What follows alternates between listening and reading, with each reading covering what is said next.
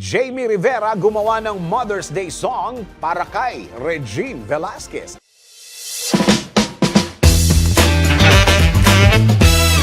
At para sa showbiz na balita, isang kanta ang nagawa ni Jamie Rivera bilang tribute kay Regine Velasquez. Ito ang kinumpirma ng tinaguriang inspirational diva sa paglabas niya ng kanyang kantang Lahat Ay Kaya Kong Gawin.